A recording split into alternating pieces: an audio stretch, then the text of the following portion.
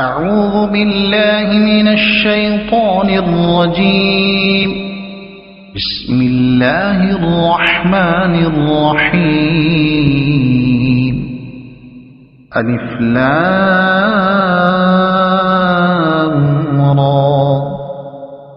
تلك آيات الكتاب الحكيم. أكان للناس عجبا أن أوحينا إلى رجل منهم أن أنذر الناس وبشر الذين آمنوا أن لهم قدم صدق عند ربهم. قال الكافرون إن هذا لساحر مبين. إن ربكم الله الذي خلق السماوات والأرض في 6 أيام ثم استوى على العرش يدبر الأمر ما من شفيع إلا من بعد إذنه. ذلكم الله ربكم فاعبدوه أفلا تذكرون.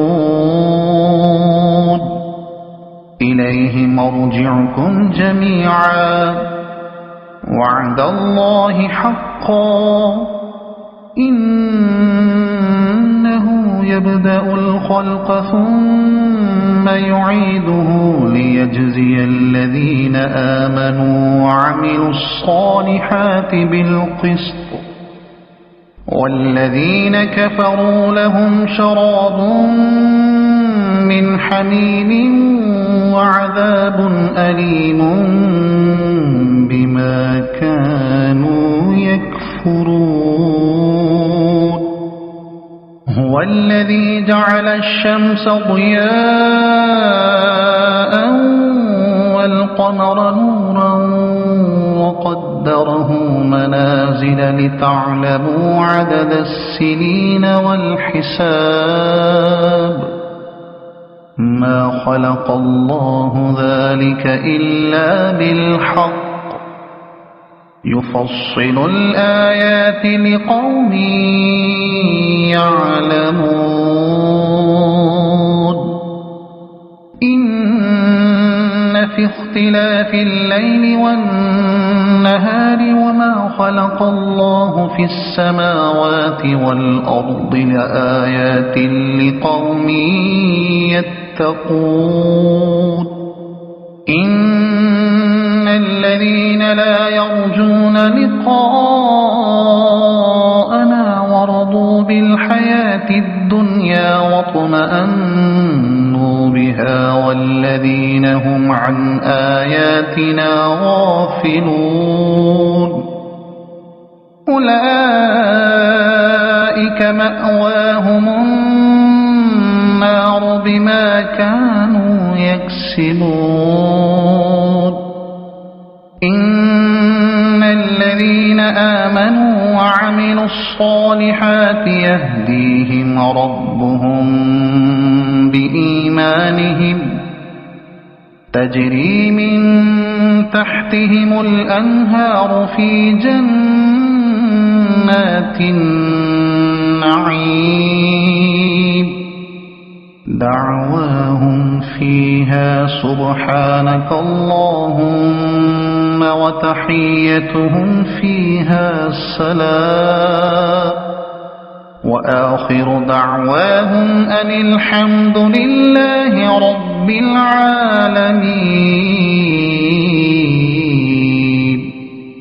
ولو يعجل الله للناس الشر استعجالهم بالخير لقضي إليهم أجلهم فنظر الذين لا يرجون لقاءنا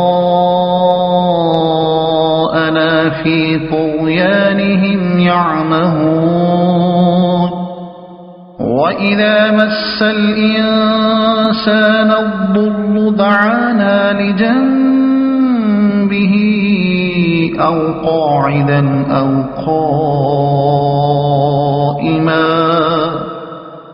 فلما كشفنا عنه ضره مر كأن لم يدعنا إلى ضر مسه كذلك زين للمسرفين ما كانوا يعملون ولقد أهلكنا القرون من قبلكم لما ظلموا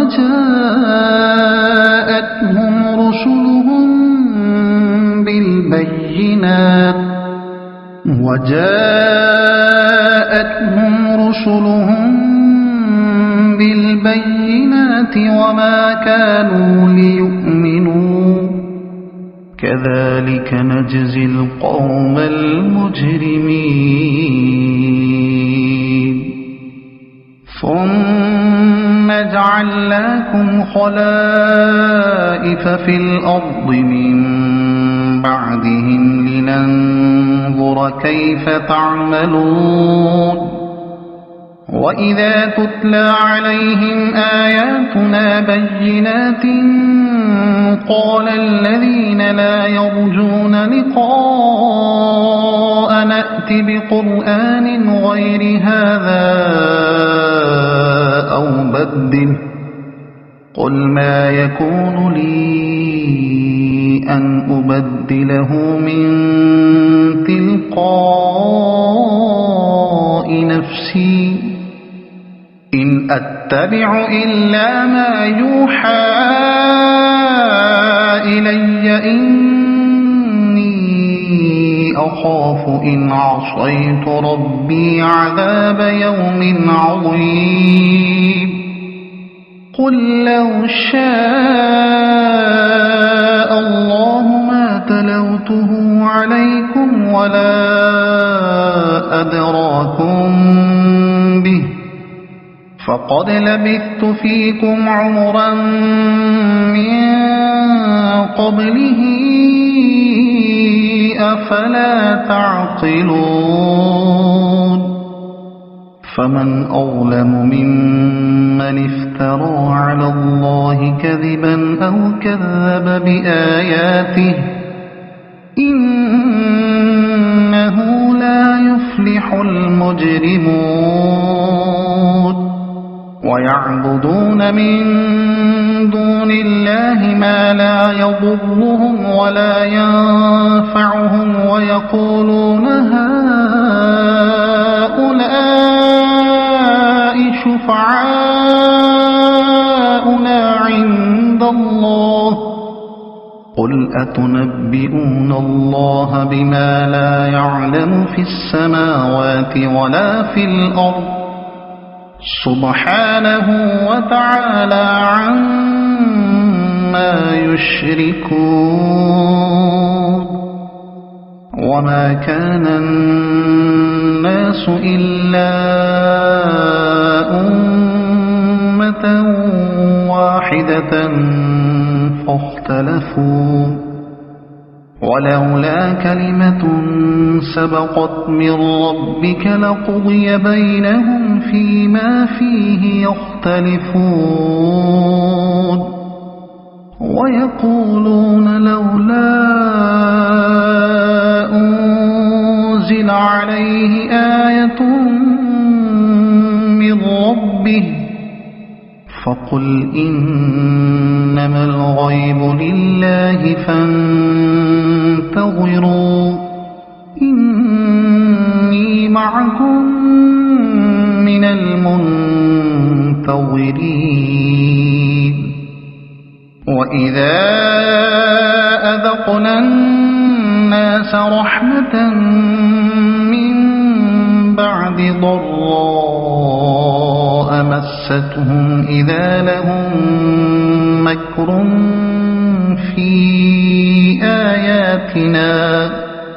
قل الله أسرع مكرا إن رسلنا يكتبون ما تمكرون هو الذي يسيركم في البر والبحر حتى إذا كنتم في الفلك وجرين بهم بريح طيبة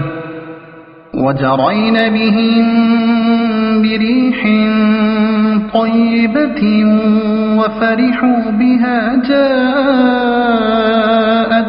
ريح عاصف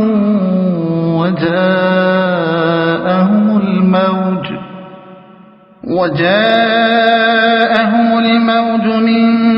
كل مكان وظنوا أنهم أحيط بهم دعوا الله مخلصين له الدين لئن أنجيتنا من هذه لنكونن من الشاكرين فلما أنجاهم إذا هم يبغون في الأرض بغير الحق يا أيها الناس إنما بغيكم على أنفسكم متاع الحياة الدنيا ثم إلينا مرجعكم فننبئكم بما كنتم تعملون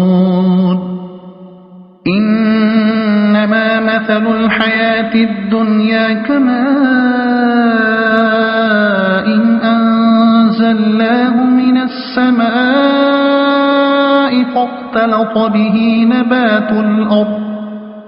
فاختلط به نبات الأرض مما يأكل الناس والأنعام حتى إذا أخذت الأرض زخرفها وزينت وظن أهلها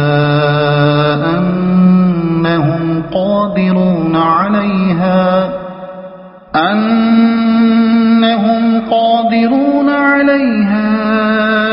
أتاها أمرنا ليلا أو نهارا فجعلناها حصيدا كأن لم تغن بالأمس كذلك نفصل الآيات لقوم يتفكرون والله يدعو إلى دار السلام ويهدي من يشاء إلى صراط مستقيم للذين أحسنوا الحسنى وزيادة ولا يرهق وجوههم قتر ولا ذلة أولئك أصحاب الجنة هم فيها خالدون والذين كسبوا السيئات جزاء سيئة بمثلها وترهقهم ذلة ما لهم من الله من عاصم كأنما أغشيت وجوههم قطعا من الليل مظلما أولئك أصحاب النار هم فيها خالدون ويوم نحشرهم جميعا ثم نقول للذين أشركوا مكانكم أنتم وشركاؤكم فزيّلنا بينهم وقال شركاؤهم ما كنتم إيانا تعبدون فكفى بالله شهيدا بيننا وبينكم إن كنا عن عبادتكم لغافلين هنالك تبلو كل نفس ما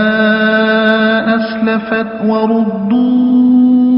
إلى الله مولاهم الحق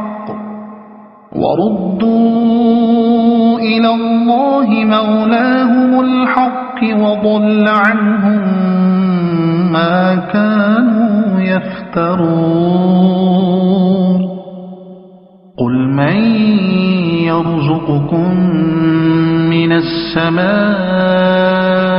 والأرض أمن يملك السمع والأبصار ومن يخرج الحي من الميت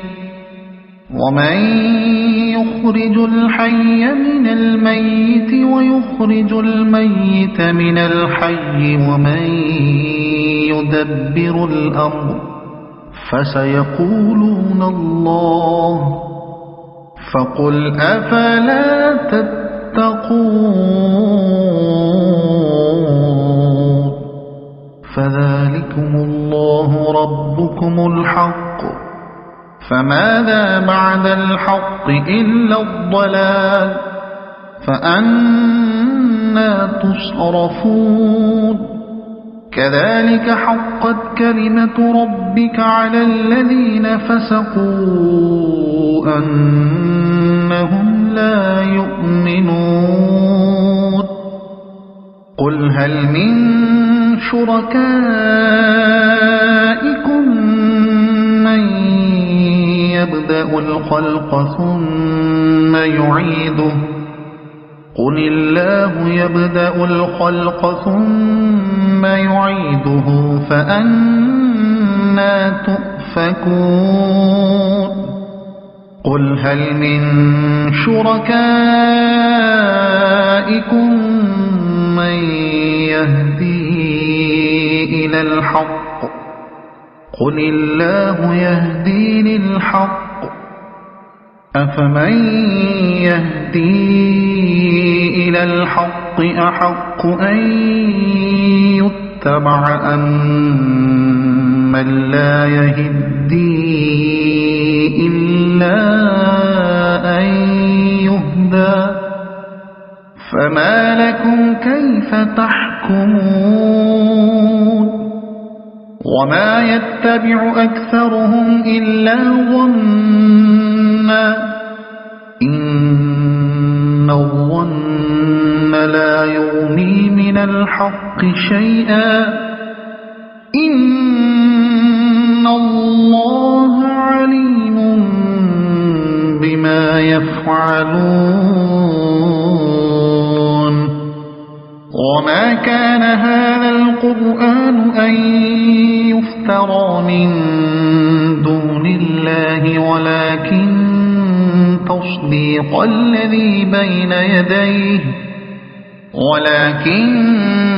تصديق الذي بين يديه وتفصيل الكتاب لا ريب فيه من رب العالمين أم يقولون افتراه قل فأتوا بسورة مثله وادعوا من استطعتم من دون الله إن كنتم صادقين بل كذبوا بما لم يحيطوا بعلمه ولما يأتهم تأويله كذلك كذب الذين من قبلهم فانظر كيف كان عاقبة الظالمين ومنهم من يؤمن به ومنهم من لا يؤمن به وربك أعلم بالمفسدين وإن كذبوك فقل لي عملي ولكم عملكم أنتم بريئون مما أعمل وأنا بريء مما تعملون ومنهم من يستمعون إليك أفأنت تسمع الصم ولو كانوا لا يعقلون ومنهم من ينظر إليك أفأنت تهدي العمي ولو كانوا لا يبصرون إن الله لا يظلم الناس شيئا ولكن الناس أنفسهم يظلمون ويوم يحشرهم كأن لم يلبثوا إلا ساعة من النهار يتعارفون بينهم قد خسر الذين كذبوا بلقاء الله وما كانوا مهتدين وإما نرينك بعض الذي نعدهم أو نتوفينك فإلينا مرجعهم ثم الله شهيد على ما يفعلون ولكل أمة رسول فإذا جاء رسولهم قضي بينهم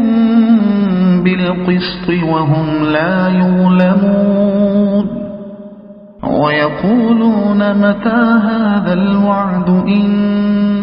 كنتم صادقين قل لا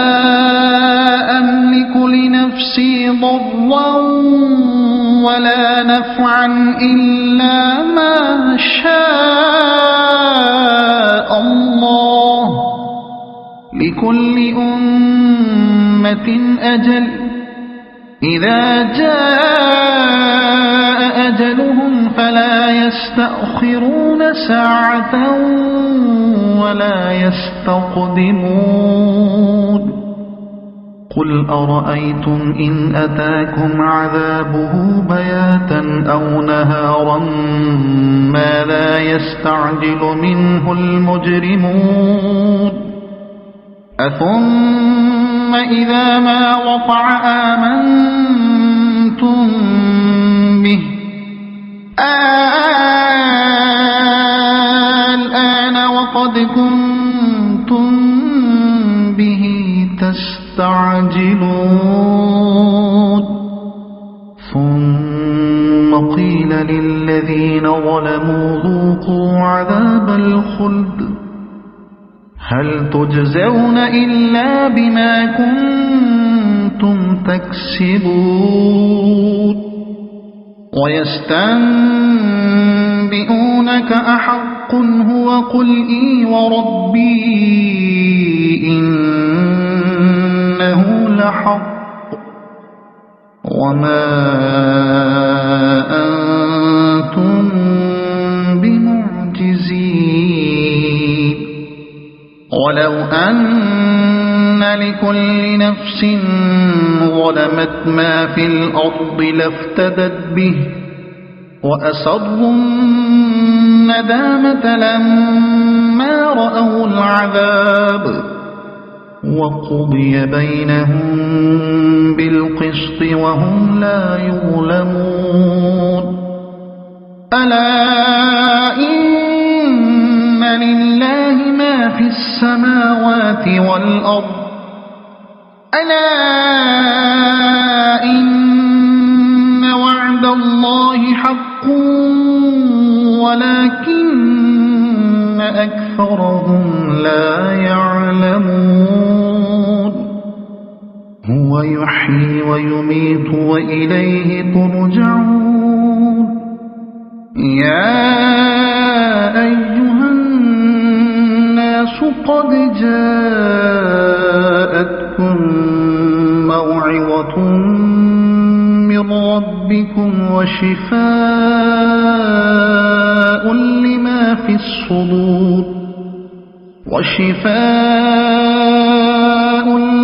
في الصدور وهدى ورحمة للمؤمنين قل بفضل الله وبرحمته فبذلك فليفرحوا هو خير مما يجمعون قل أرأيتم ما أنزل الله لكم من رزق فجعلتم منه حراما وحلالا قل الله أذن لكم أم على الله تفترون وما ظن الذين يفترون على الله الكذب يوم القيامة إن الله لذو فضل على الناس ولكن أكثرهم لا يشكرون وما تكون في شأن وما تتلو منه من قرآن ولا تعملون من عمل إلا كنا عليكم شهودا إذ تفيضون فيه وما يعزب عن ربك من مثقال ذرة في الأرض ولا في السماء ولا أصغر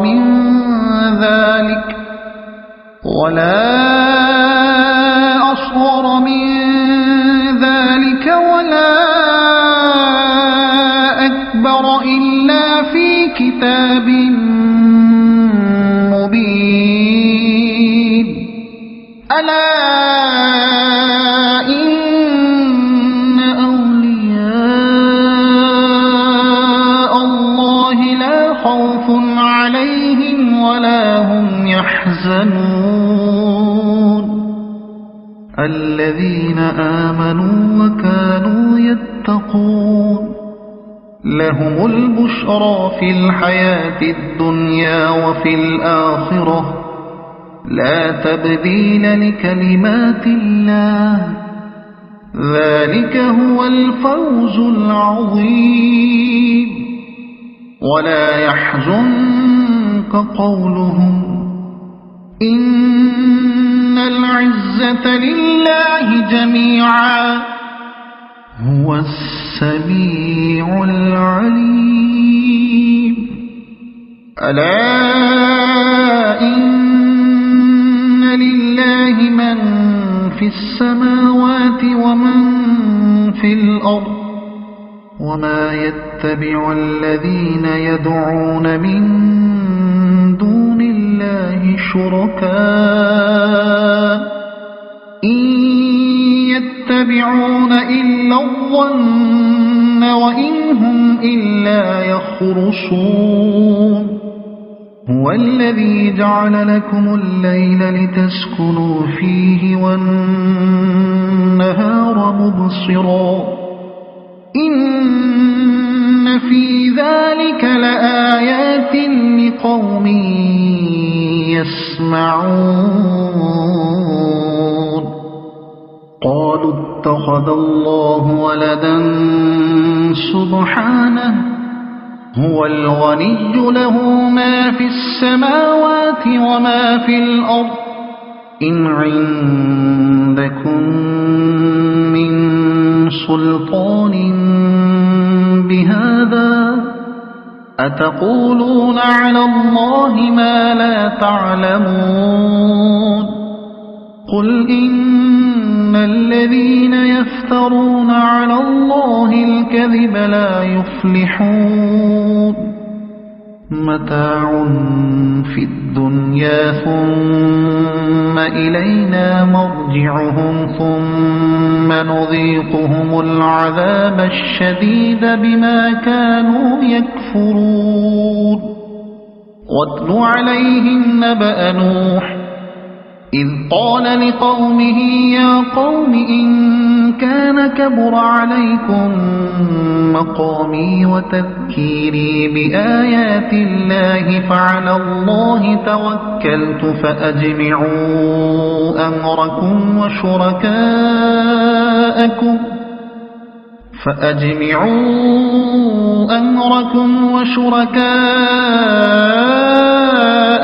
ثم لا يكن أمركم عليكم غمة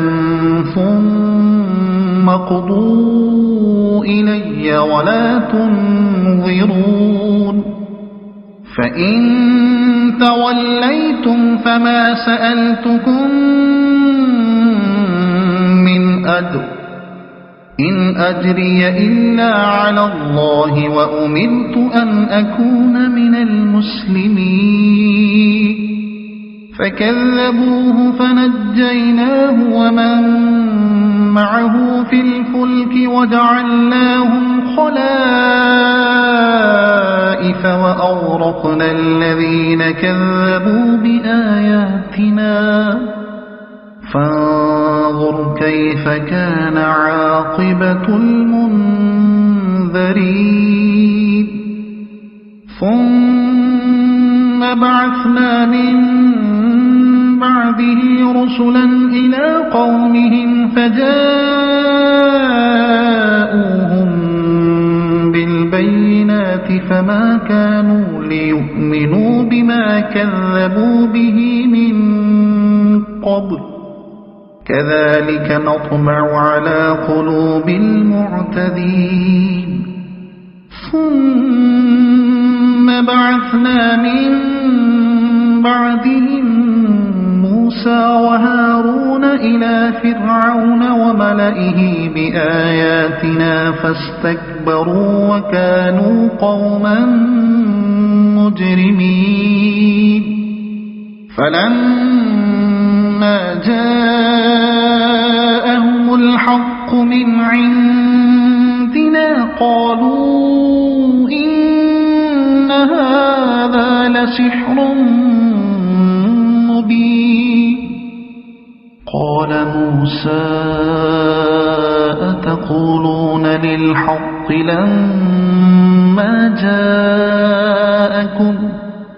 أسحر هذا ولا يفلح الساحرون قالوا أجئتنا لتلفتنا عما وجدنا عليه آباءنا وتكون لكما الكبرياء في الأرض وما نحن لكما بمؤمنين وقال فرعون ائتوني بكل ساحر عليم فلما جاء السحرة قال لهم موسى ألقوا ما أنتم ملقون فلما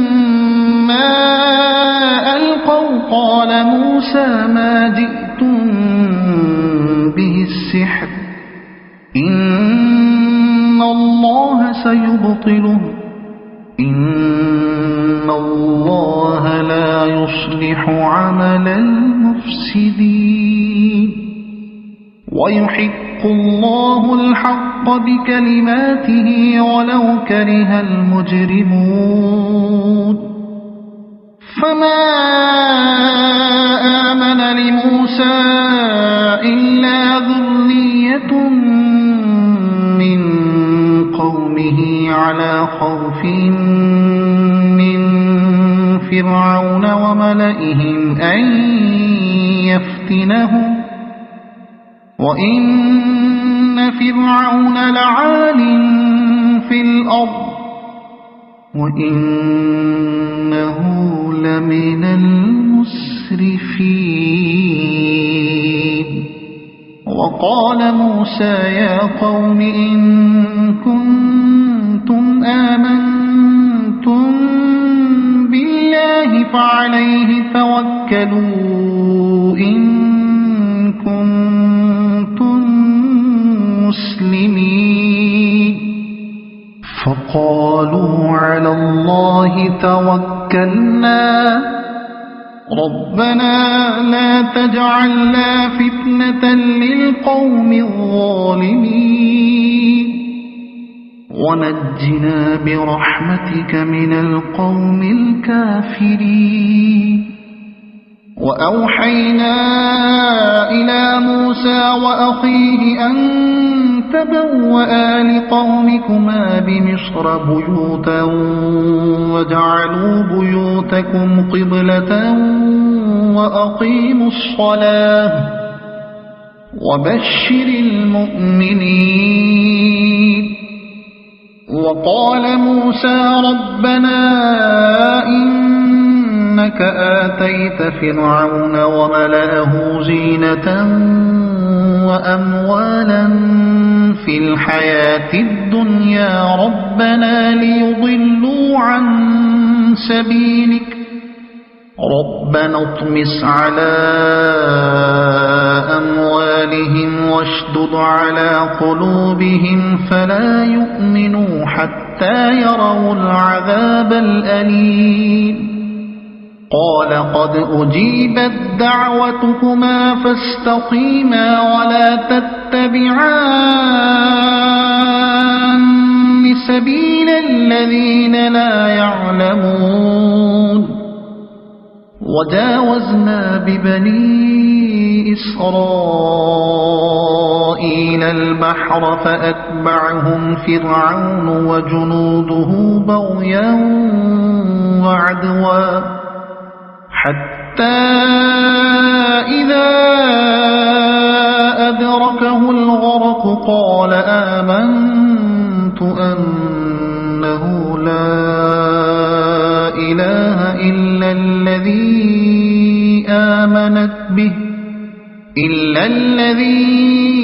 آمنت به بنو إسرائيل وأنا من المسلمين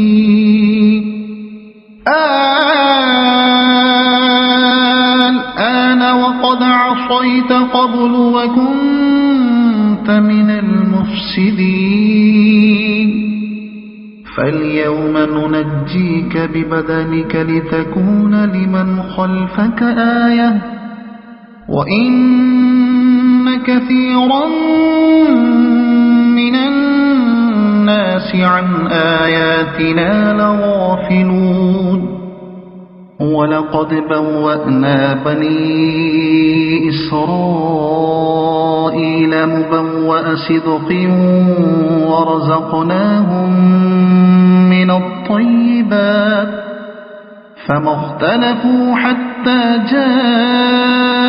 جاءهم العلم إن ربك يقضي بينهم يوم القيامة فيما كانوا فيه يختلفون فإن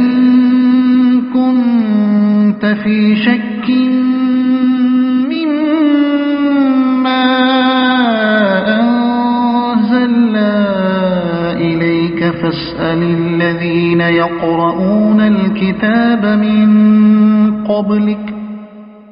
لقد جاءك الحق من ربك فلا تكونن من الممترين ولا تكونن من الذين كذبوا بآيات الله فتكون من الخاسرين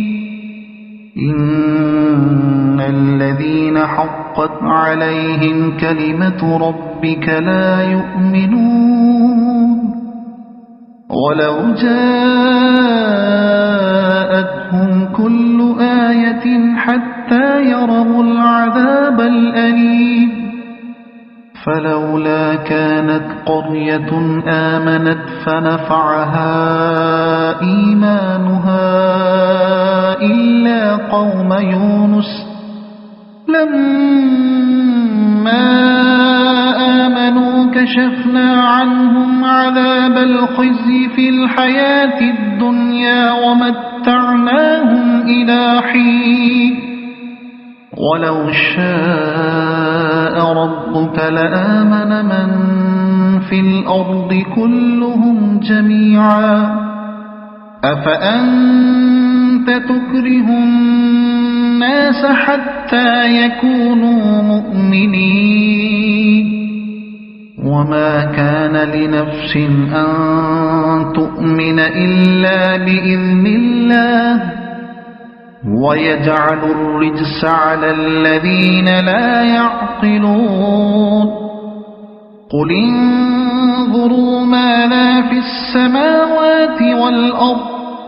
وما تغني الآيات والنذر عن قوم لا يؤمنون فهل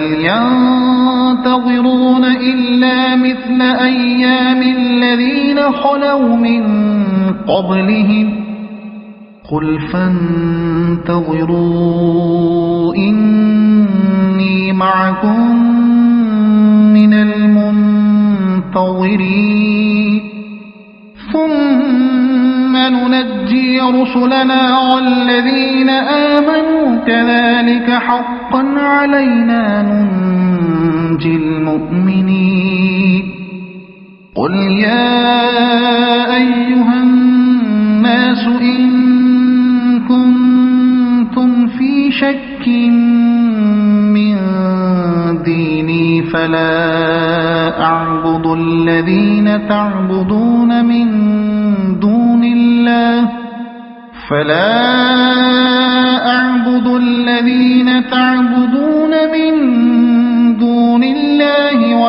ولكن أعبد الله الذي يتوفاكم وأمرت أن أكون من المؤمنين وأن أقم وجهك للدين حنيفا ولا تكونن من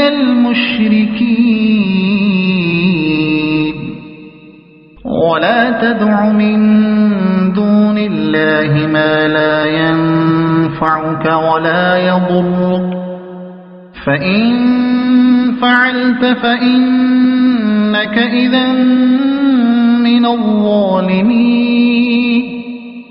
وإن يمسسك الله بضر فلا كاشف له إلا هو وإن يردك بخير فلا راد لفضله يصيب به من يشاء من عباده وهو الغفور الرحيم قل يا أيها الناس قد جاءكم الحق من ربكم فمن اهتدى فإنما يهتدي لنفسه ومن ضل فإنما يضل عليها وما أنا عليكم بوكيل واتبع ما يوحى إليك واصبر حتى يحكم الله وهو خير